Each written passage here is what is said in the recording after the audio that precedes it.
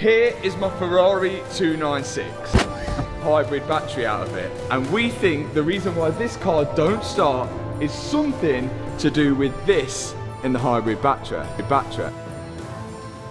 Something shocking has just happened to Mat Armstrong, and the automotive industry is still processing it. This is not about another motor rebuild.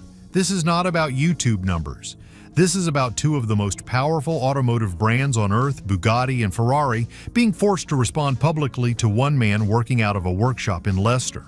Today, we're about to attempt what Bugatti think is impossible. And last time I was here, I got all the damaged body panels off the car, the windscreen out, and all of the deployed airbags. What did Mat Armstrong confirm? And why does it change everything people thought they knew about him? Stay with us because this is the story nobody saw coming. Who is Mat Armstrong? It is often said that the most extraordinary stories come from the most ordinary beginnings, and this one falls right under that category. So before we get into the Bugatti and Ferrari incident, you need to understand the man who decided to take it on. Because nothing about Mat Armstrong's background suggests he would be the person rebuilding one of the rarest hypercars on Earth, and that is exactly what makes this story worth telling. So just keep watching because what you are about to witness will blow your mind. Mat Armstrong was born on June 11, 1993 in Leicester, England.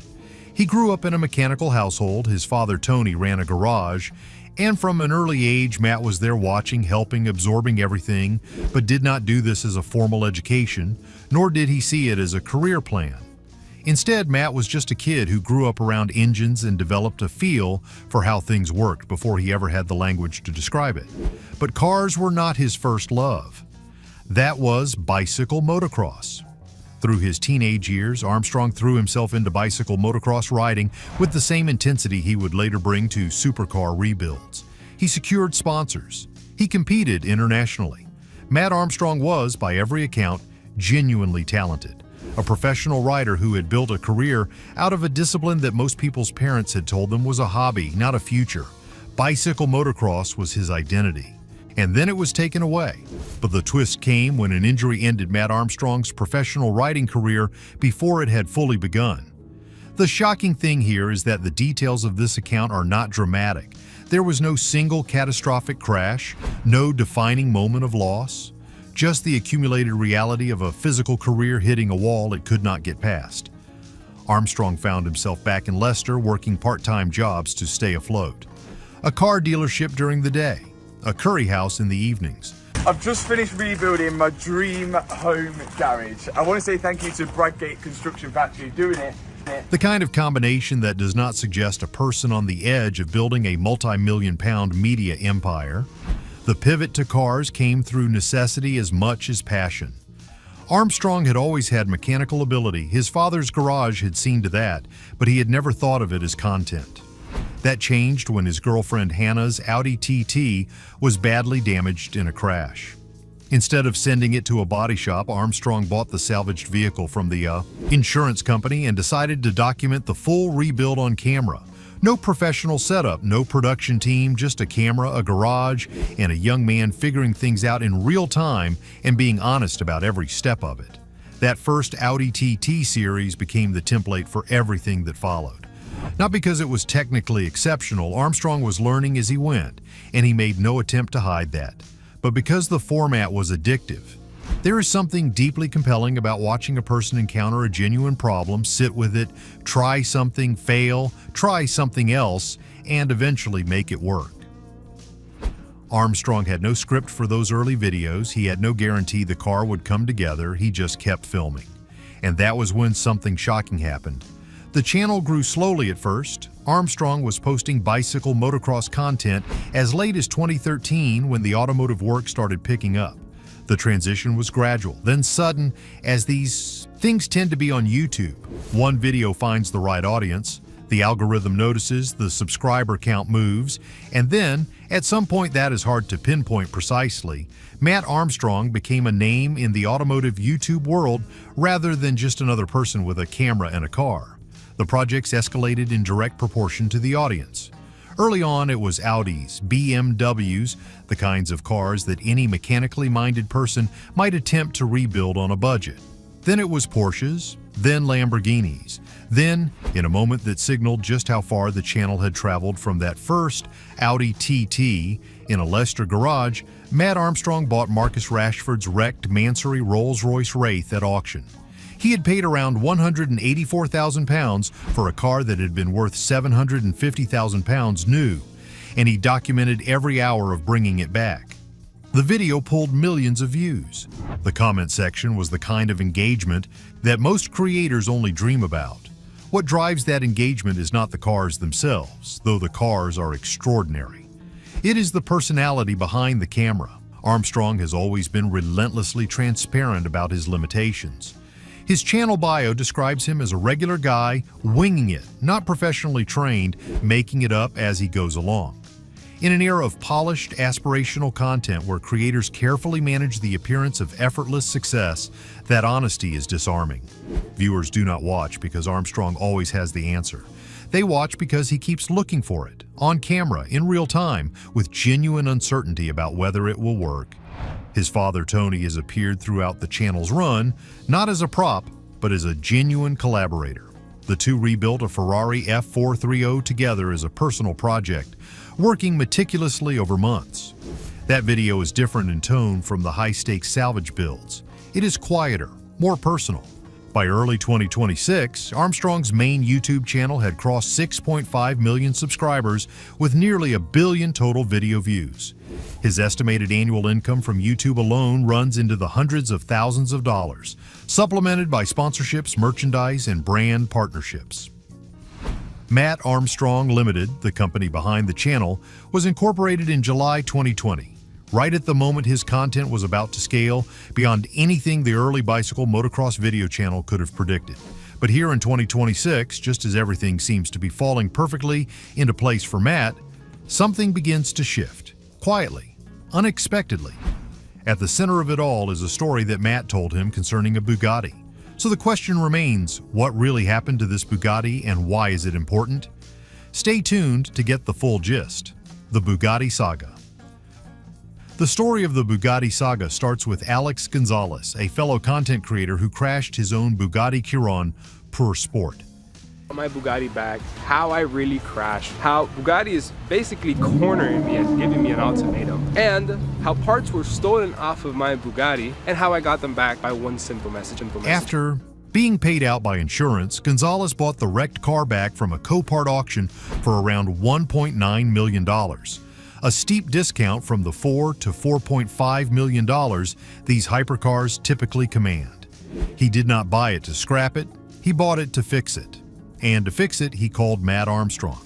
Now, it is important to note that only 60 Chiron Pur Sports were ever produced. After this crash, the world had 59. The damage was severe: deployed airbags, cracked carbon fiber, a heavily damaged transmission, and a front end that had absorbed a direct impact. A Bugatti technician flew from Paris to inspect it and declared it a total loss. The car was given a salvage title. And then Bugatti did something that nobody expected. They locked the vehicle identification number, meaning no authorized dealer anywhere on Earth would sell replacement parts for this specific car. The only path to a legitimate repair was a factory restoration in France, at a cost of approximately $1.7 million in parts alone. For Gonzalez, who had already paid $1.9 million for the salvage car, that made no financial sense. So he asked Armstrong to do it independently. And Bugatti made clear that was not going to be easy. What happened next changed everything. Mate Rimac, the chief executive officer of Bugatti, went public. He released a video on Instagram addressing the situation directly, explaining why Bugatti would not support an independent rebuild of the Chiron Pur Sport. Rimac's reasoning was technical and, by any fair assessment, legitimate. He pointed out that the gearbox housing had shattered and the monocoque had taken structural damage. He explained that the Chiron is one of the most complex cars ever built, a 15,000 horsepower, quad turbocharged, W16 engined hypercar, and that shortcuts in its repair could have serious consequences for the person driving it at speed. He was not wrong, and he was not being unreasonable, but he also said it couldn't be done outside of Bugatti's facility. And that is the part that Mat Armstrong decided to test. The comment section of Armstrong's videos during this period became one of the most engaged in automotive YouTube.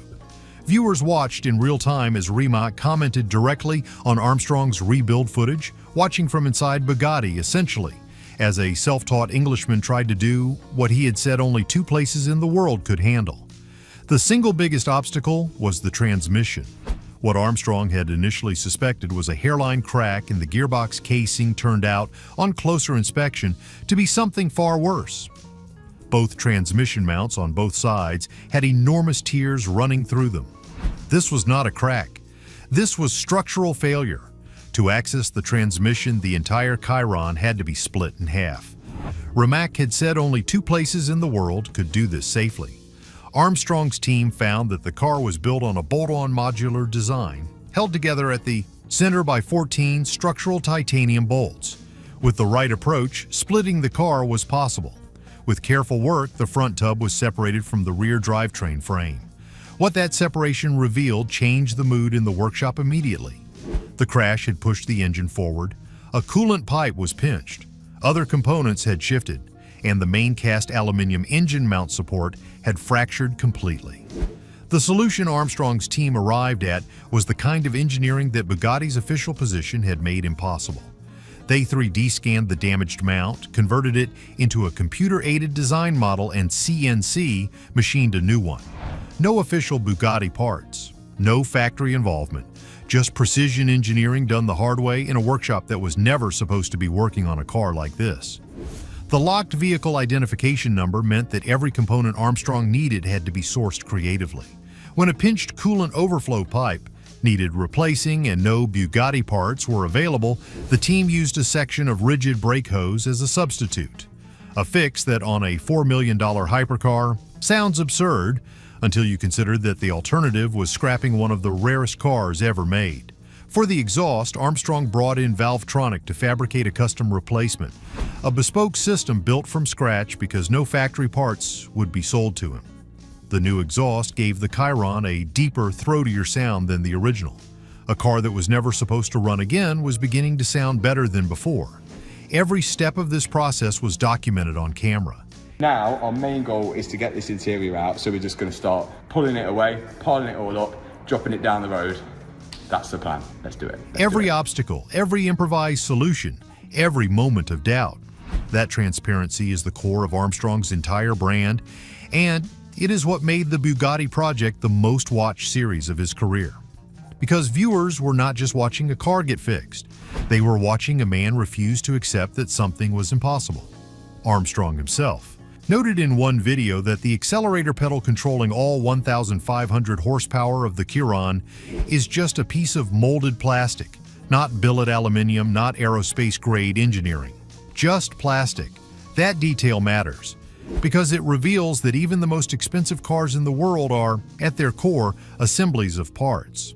Parts that can be understood, reverse-engineered, and replaced. Bugatti's blacklist could not change the physics. With the front and rear halves of the chyron finally reunited and bolted back together, the team faced the question that the entire rebuild had been building toward. Would it start? The cooling system was a particular concern. The chyron had at some point been driven without coolant, a potentially catastrophic scenario for any engine, let alone a 16-cylinder unit in a car worth millions. If the block had been damaged internally, no amount of panel work or transmission repair would matter. The car would be beyond saving. Everything from the coolant system, the fuel lines, the intercoolers, and the engine control unit had been reconnected. The team had done what they could, and then they pressed the button. The Bugatti Chiron Pur Sport started, not with a struggle, not with coughs and misfires and warning lights. It started. The W16 fired up. The new custom exhaust gave it a sound the car had never had before, and a vehicle that a technician flown from France had declared a total loss was alive again, in a private workshop without a single official Bugatti part, and against the explicit position of the manufacturer who built it. To some, that is all, Mat Armstrong confirmed this week, but that's not true because there's another revelation from Mat that changes everything. Keep watching for more. The Ferrari incident. The Bugatti incident was just the fact of a company trying to protect their brand. But what Mat Armstrong confirmed with Ferrari was different. It began, as most of Armstrong's projects do, with a wreck.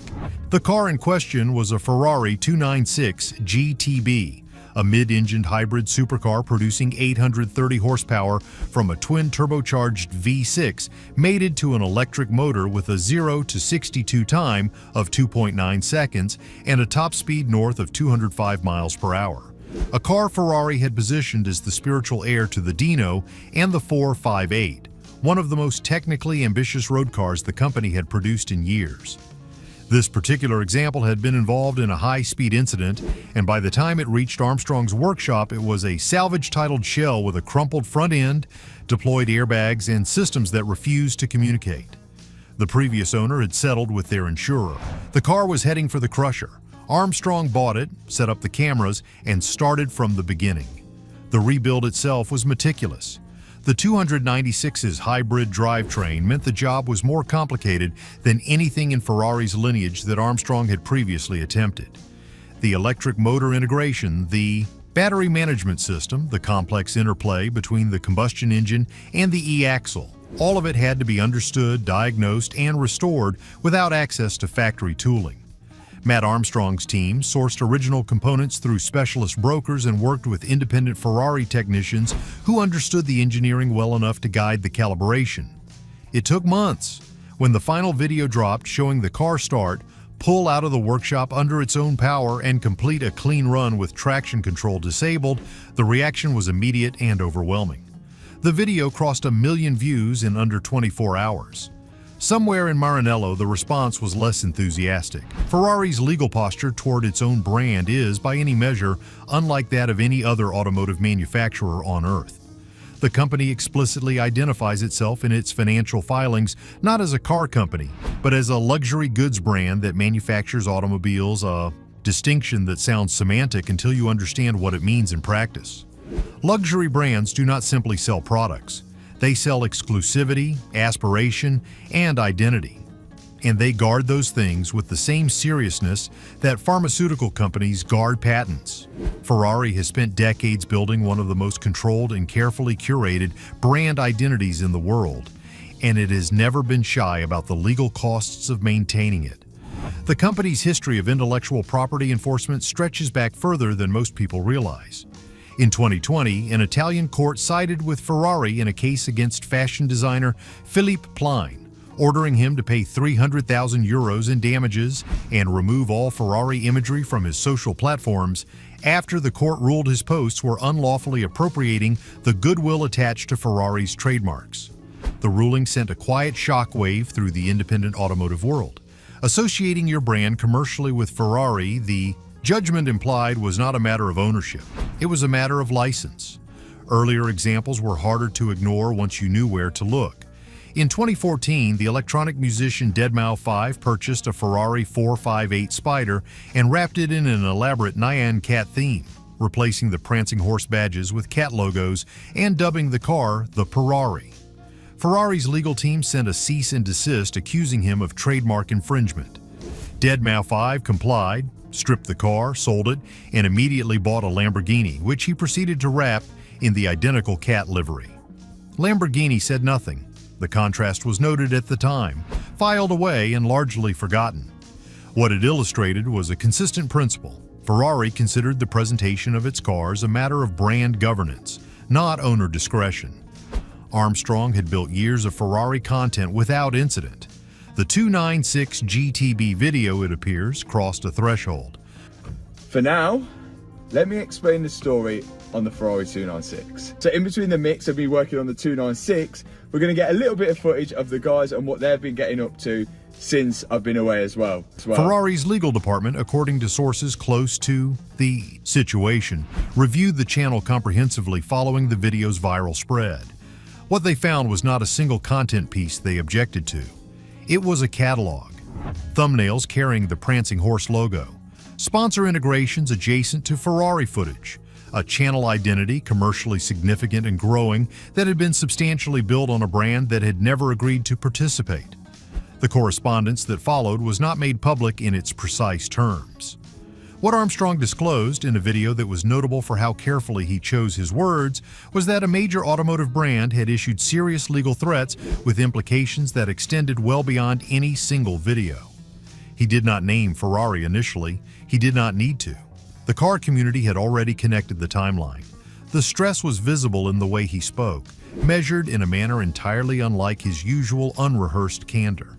He talked about his team, about the people whose jobs depended on the channel, about the years of work that were suddenly in a position he had not anticipated and was not equipped to navigate alone. And that's not all. What made the situation particularly difficult to parse was the genuine complexity of the underlying questions. Under European trademark law and its international equivalents, the right to use a trademarked logo in editorial or documentary contexts, what lawyers call nominative fair use, exists. But its boundaries are not always obvious and they are rarely cheap to test in court. Ferrari's position, reportedly, was that the commercial dimension of Armstrong's channel placed his content outside protected territory. He was not, in their framing, an enthusiast documenting his passion. He was a media business generating revenue from their intellectual property without a license. The internet's reaction when the situation became broadly understood was not muted sympathy. It was something closer to organized fury. Other large automotive creators came forward with a directness that reflected how personally they felt the stakes. The logic was not complicated. If a creator of Armstrong's scale, 6.5 million subscribers and nearly 1 billion total video views, was not protected, then nobody was. A petition demanding that Ferrari engage with the creator community rather than litigate against it gathered hundreds of thousands of signatures within a week. The coverage spread from automotive press into mainstream technology and business outlets across the UK, Europe, and North America. Ferrari, consistent with its standard approach to publicly visible legal matters, declined to comment on any aspect of the situation. That silence, in its way, was its own statement. Ferrari has never required external validation for its decisions. The company operates on the settled conviction that the brand is worth more than any individual relationship, with a customer, a creator, or a community of fans. They have been proven correct, often enough that the conviction has calcified into instinct. What the Armstrong situation introduced for the first time at a meaningful scale was a constituency that understood the brand as intimately as Ferrari's own marketing department did, and was prepared to say so publicly. There is an irony at the center of this that Ferrari's legal team likely understood and accepted. The viewers who signed the petition, who flooded the comment sections with support for Armstrong, were among the most engaged Ferrari enthusiasts on the planet. Many of them had never sat in a Ferrari. Some never would. But they knew the history of the Dino, the evolution of the flat plane crank V8, the significance of the prancing horse on the nose of a racing car in the 1950s, because a man in a Leicester workshop cared enough to explain it. Whether Ferrari chose to regard that as an asset or a liability said something definitive about the difference between a brand and the community that surrounds it. The outcome of the legal dispute remained unresolved as the coverage spread. Negotiations where they were happening privately. What was public was the fact of it. Mat Armstrong, who had built everything from a salvage Audi TT and a camera, who had documented his limitations more honestly than almost any creator working at his scale, had run into the wall that the Bugatti saga had first made visible. The question now was not whether the wall existed, it was whether anyone with the money, the audience, and the lawyers to challenge it would eventually choose to do so. Mat Armstrong had never been the person anyone expected to rebuild a Bugatti Chiron. He was not the person anyone expected to take on Ferrari either. Both times the expectation had been wrong. And that's exactly what he's revealing today, but this story is far from over. What does it mean for his future? Keep watching to find out. When you consider what the future holds for Mat Armstrong, it is hard to say anything with certainty, but the Armstrong-Ferrari case gives us a glimpse, and what it reveals is more interesting than anyone expected. Because something shifted when this story went public. The automotive creator world, which normally operates like a polite dinner party where nobody mentions the elephant in the room, suddenly had nothing left to be polite about. The fear was out in the open. Creators who had quietly worried for years about exactly this kind of situation finally had a real example to point at. And they pointed, loudly. What Ferrari did not anticipate is that Armstrong had spent years doing something their own marketing budget could not, building a generation of people who genuinely love these cars.